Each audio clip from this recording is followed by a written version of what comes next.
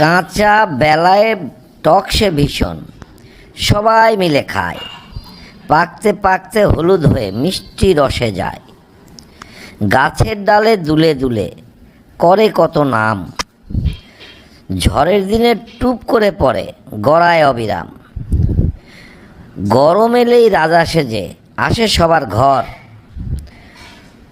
বলতো দেখি কোন সে ফল, মিষ্টি যার ভর। বল দেখি এটা কি হবে, এটা কি হবে? আর এটা তো ধাঁধা না স্যার, এটা তো কবিতা। আপনি তো কবিতা আবৃত্তি করলেন। শোন, আজ থেকে ক্লাসে তোদেরকে ধাঁধা ধরবো কবিতা আকারে।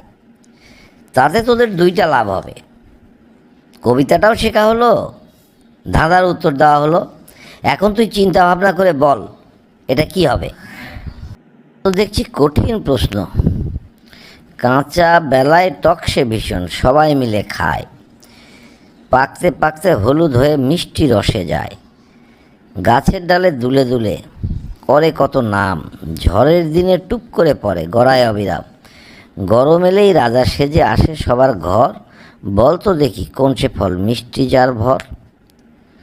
স্যার এটা কোন ফল হবে? কাঁঠাল? না, কাঁঠাল তো হবে না। জামও হবে না।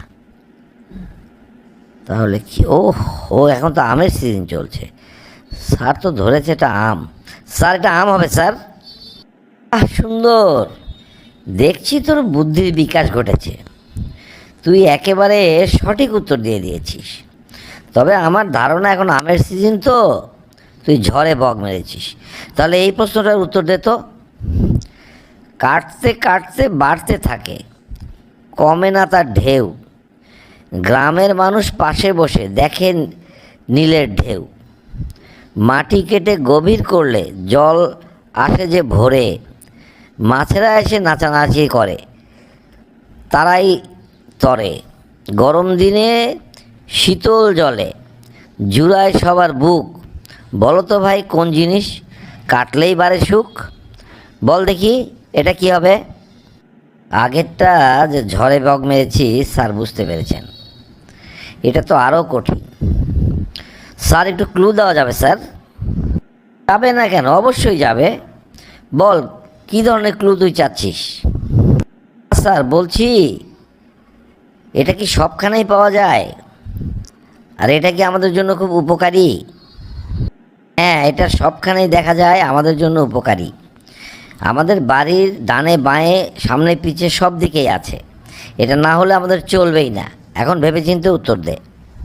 কাটতে কাটতে বাড়তে থাকে, কমে না তার ঢেউ। গ্রামের মানুষ পাশে বসে দেখে নীলের ঢেউ। মাটি কেটে গভীর করলে জল এসে যায় ভরে। মাছেরা এসে নাচানাচি করে, তারই তরে।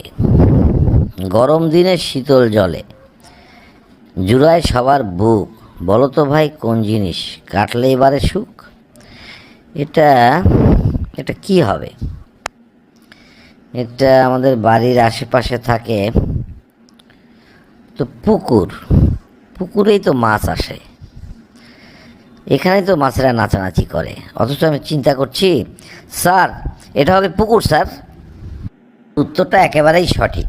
তাহলে শোন, আজ থেকে তোদেরকে যেসব ধাঁধা ধরবো কবিতা আকারে, সেইভাবে তোরা প্রিপারেশান নিবি আর এই ধাঁধাগুলো নোট করে রাখবি। তো ঠিক আছে, তাহলে আজকে এই পর্যন্তই। চল যাওয়া যাক।